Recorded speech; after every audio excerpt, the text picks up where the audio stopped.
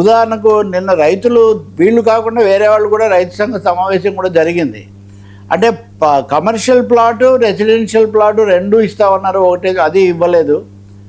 ఇంకా అనేక అంశాల్లో ఆ స్థానిక రైతులు ఇతరత్ర కూడా అభ్యంతరం ఉంది. కానీ నాకు తెలిసి ప్రభుత్వం గారి దీన్ని కేవలము వైసీపీ జగన్మోహన్ రెడ్డి అనే కోణంలో చూస్తూ ఉంది తప్ప ఒక అలజడి వస్తుంది అన్నదాన్ని అయితే చూడట్లేదు. దీని మీద అందరూ ఖండించారు. రెండోది బుల్డోజర్ సంస్కృతి వద్దు, మనం ఈ బుల్డోజర్ను కనుక దించితే మళ్ళీ ఇది ఇప్పటికే అనేక కారణాల వల్ల అనుమతి ఆలస్యమైంది. అమరావతి నగర కడలేని జాప్యాలని నేను ఇందాక పాడింది. అందుకే దీంట్లో ఎవరి తిలాపాపం తలా పిడికెడని ఎవరి పాత్ర వాళ్ళకు ఉంది. కానీ ఇప్పుడు కూడా ఏదో ఒక విధంగా రెండు పార్టీల మధ్య ఉద్రిక్తతలు పెంచుకొని అమరావతిని కనుక ముందుకు జరగకుండా చేస్తే ఎవరికి లాభం? నష్టం అయితే మటుకు రైతులకు, లాభం రాజకీయంగా ఎవరికి జరుగుతుందో నాకు తెలియదు. కానీ పవన్ కళ్యాణ్ 2016 ఆ ప్రాంతాల్లో వెళ్ళి ఉండవల్లి పెనుమాక రైతులతో మాట్లాడారు. నా పుస్తకంలో వాళ్ళ ఫోటోలు కూడా ఉంటాయి.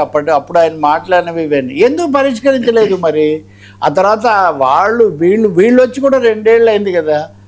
నేను ఇంకో ప్రశ్న కూడా అడుగుతా, రైతులకు 7 కోట్లు అంటే మరి కార్పొరేట్లకు భూములే ఇచ్చేస్తున్నారు కదా, రూపాయికే ఇస్తాము లేదా 99 పైసలకే ఇస్తామని అంటున్నప్పుడు వాళ్ళ భూమే మాకు రేటు వచ్చే భూమి అని మీరు అంటున్నప్పుడు వాళ్ళకు మాట్లాడి ఒక మధ్య మార్గంలో ఒక పరిష్కారానికి ఎందుకు రావట్లేదు? కాబట్టి ఖచ్చితంగా ఇక్కడ రైతుల యొక్క మాట వినడము, సమస్యలు పరిష్కరించడము, ప్రజాస్వామికంగా గ్రామ సభలు అవి జరిపి తీసుకోవడం తప్ప పోలీసులు పంపించి ఏకపక్షంగా అరెస్టులు, బుల్డోజర్లు వీటితో చేస్తే సమస్య వచ్చే అవకాశం మటుకు చాలా ఎక్కువగా ఉంటుంది. అది రాజకీయంగా కూడా ఇదే విశాఖపట్నంలో కూడా అది అంతగా మీడియాలో రాలేదు. కానీ విశాఖపట్నంలో కూడా ఈ డేటా సెంటర్లకు ఇచ్చే భూమి పరిహారం ఇవ్వలేదు అని వాళ్ళు అడగడానికి పోతుంటే వాళ్ళందరినీ అరెస్ట్ చేశారు. అక్కడ వామపక్ష నాయకులను, కార్మిక సంఘాల నాయకులను అక్కడ వాళ్ళని కూడా అరెస్ట్ చేశారు. తీసుకోవడమే ఒకటైతే పర్యావరణము, ఉపాధితో సంబంధం లేకుండా దాని మీద వాళ్ళ సమస్యలు కూడా వినకపోతే ఎట్లాగండి? కాబట్టి నిర్బంధ భూసేకరణ అన్నది మటుకు సరికాదు. అది 1 ఎకరాన 10 సెంట్ల అది వేరే సమస్య. మీరు ఇంకా ఓపికగా చర్చలు జరపాలంతే, జరపాలి. పరిహారం కూడా తగినంత ఇవ్వాలి. జనంలోకి జగన్మోహన్ రెడ్డి కూడా నిన్న కూడా ఆయన ఇచ్చాడు ఒకటి ట్వీట్, మీరు నిర్బంధంగా చేస్తారా, ఏకపక్షంగా చేస్తారా, సమస్యలు ఉంటే వాటిని పరిష్కరించాలి కానీ ఇలా చేయకూడదు, ఇది మేము సహించాము, వీళ్ళకి అండగా నిలబడతాము, వీళ్ళని కాపాడడానికి ఎంత దూరమైనా పోతామని.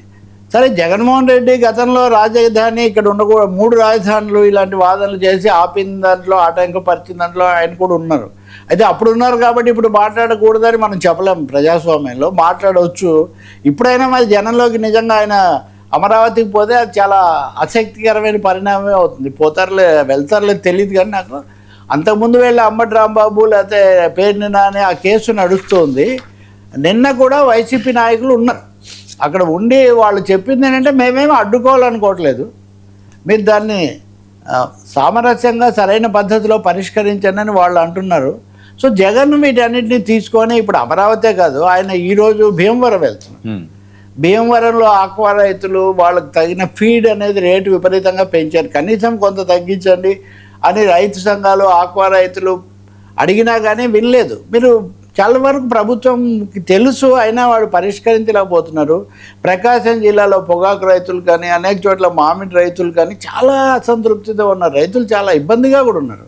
ఉత్తరాంధ్రలో భూములు వీటికి సంబంధించి కానీ ఇప్పుడు ఈయన ముందు ఇక్కడికి వెళ్తున్నారు, ఇది అయిన తర్వాత అనకాపల్లి దగ్గరికి వెళ్తున్నారు. మొన్న